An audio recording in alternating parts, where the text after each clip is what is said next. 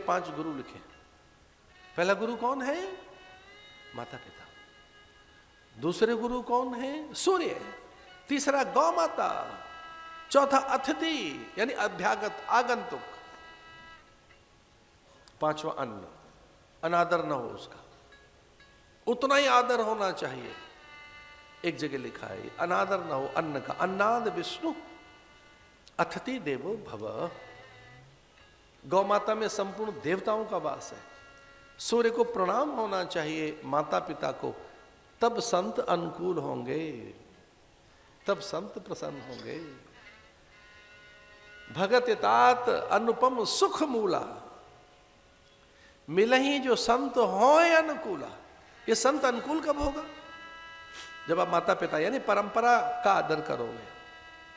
और एक जगह लिखा है भगवान, जब भगवान ने से पूछा पार्वती ने कि ये सारे निशाचर तो बड़े सुंदर हैं, गोरे से हैं, और पार्वती के मुंह से निकल गया पता नहीं स्वर्ग की कितनी ललनाएं, अबलाएं, बालाएं, रमणियां, स्वर्ग ललनाएं रावण पर रीझती हैं। ये इतना सुंदर है रावण। कुछ लोग कहते हैं निशाचर तो बड़े बेकार होते हैं, ये तो बड़े सुंदर से दिख रहे हैं। प्रतापी रावण, सुरबालाएं अप्सराएं इस पर रीझती हैं रावण पर। आप इसे निशाचर कह रहे हैं, इसे दैत्य कह रहे हैं। ये दैत्य होते कौन है? भगवान कह रहे हैं बाड़े खल बहु चोर जुआरा। कितनी सुंदर बात है। बाड़े खल बहु चोर जुआरा, जे पर धन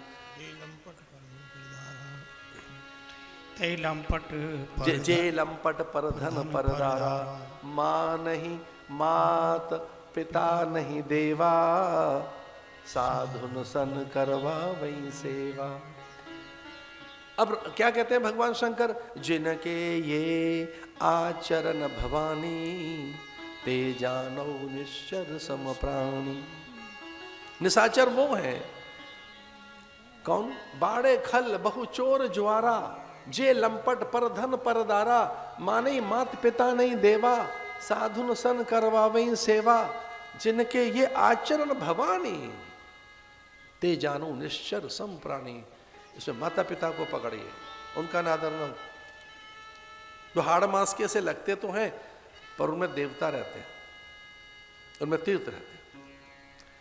हो सकता है कि कोई उनकी कर्कश वाणी हो, उनके निर्णय कठोर हो, उनका व्यवहार तीक्ष्ण हो सकता है कि अत्यंत अधिकार के वशीभूत पता नहीं किस तरह की आज्ञाओं का प्रतिपादन करने के लिए आपको बाध्य कर दें। पता नहीं कितनी कठिनाइयां रख देंगे माता पिता आपके सामने। अरे कितनी कठिनाइयां रख देंगे माता पिता, आपसे धर्म का पालन होगा ही नहीं। वो इतनी कठिनाइयां रख देंगे अपने मोह के वशीभूत, अपने अधिकार के कारण कठोर वज्र जैसे उनके नियम कठिन। लेकिन शास्त्र कहता है उनके अवज्ञा न हो, उनका अनादर नहीं होना चाहिए। और इनमें से एक का भी आदर नहीं किया रावण ने। अवज्ञा की अपने माता पिता की, शिक्षकों की, सचिवों की, मंत्रियों की, भाइयों की, पत्नी की। तो बड़ा संकोच में एक बात कहनी थी, तो पार्वती ने पूछा फिर निशाचर है कौन? उन्होंने कहा जो अच्छी बातें किसी के नहीं मानता वही निशाचर है। निशाचर फिर कौन हुआ? फिर राक्षस है कौन? राक्षस कौन? किसी की अच्छी बात नहीं माननी। हमने तो पता नहीं कहा ये बात सुनी और सुनकर कुछ अच्छा सा नहीं लगा। 2-4 बात सुनी हमने कि सुनो सबकी करो मन की। ये कौन सी बात हुई?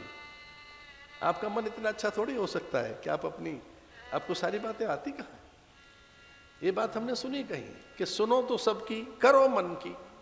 भैया मन की मत करना, आदेश के अधीन रहना, आड़ायमम धम्मम अनुशासित होकर रहना, शास्त्र वचन के अनुकूल रहना।